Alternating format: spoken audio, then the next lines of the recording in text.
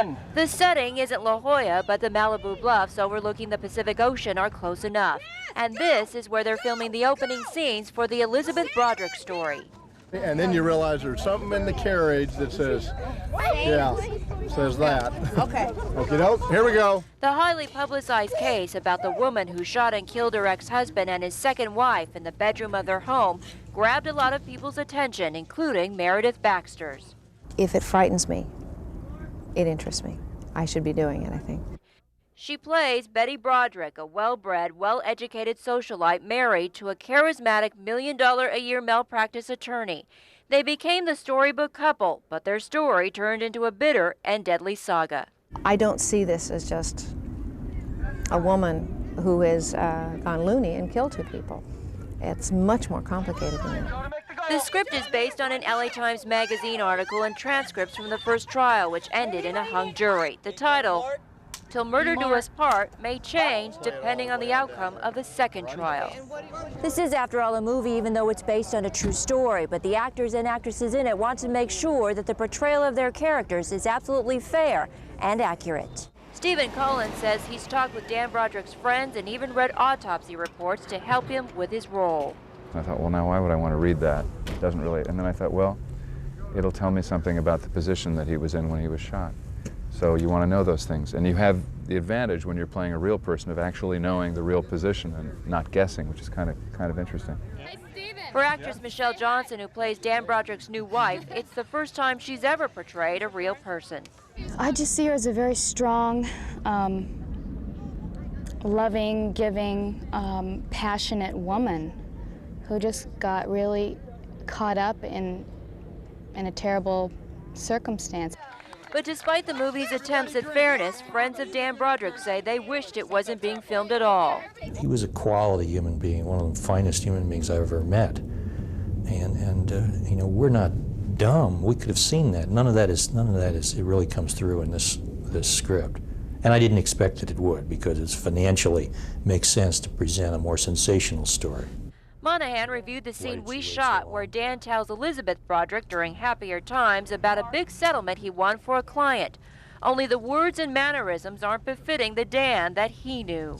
Something like that where they like run to each other and they give each other the high five and go, yes, after they do that. That's not the kind of thing he'd do. That's crap. That's not Dan. What did you expect of a husband in marriage?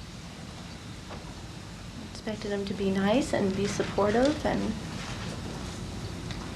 be the father of my children, and that we'd live happily ever after. But it never came close for Elizabeth and Dan Broderick.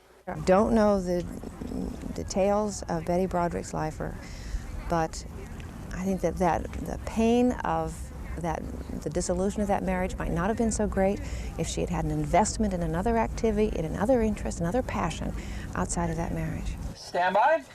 Meredith Baxter, who plays Betty Broderick in the movie, says she was stunned by the huge response to an LA Times Magazine article that chronicled the rise and fall of the couple's marriage and the bloody killings that followed. Elizabeth Broderick's attorney says if the movie is largely based on that piece, then it is not the truth.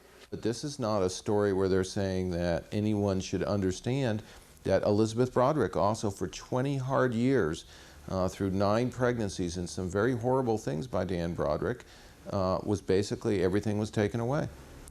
Just completely destroyed with complete malice. B-Mark.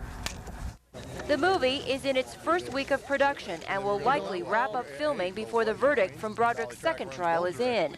They're changing the names of the children, they say, to protect their identity. In real life, nearly everyone who's heard the Broderick story has something to say about it either way, nothing in between. Here on set, it's no different, whether you're in front of the camera or off. The man leaving the woman for a younger woman, that happens kind of frequently. Maybe it just kind of hits a chord. Mothers of some of the child extras on the set are quick to react to the emotional side of the issue. I mean, it's such extreme to carry it. But, I mean, she does seem like her whole life was turned upside down. That you can tell, I mean, 16 years of marriage, you can tell by his body language that something big has happened. Action! Actor Stephen Collins is bothered by how widespread and deep-seated the response is to this case.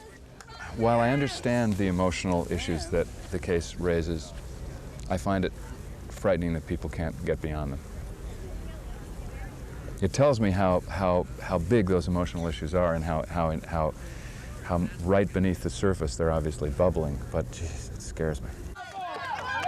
But the woman who plays Dan Broderick's second wife sums it up this way. Life's so short as it is, and then to live your life in fear and have all this anger and this just craziness, I just think it's so unnecessary. Marianne Kushi, News 8.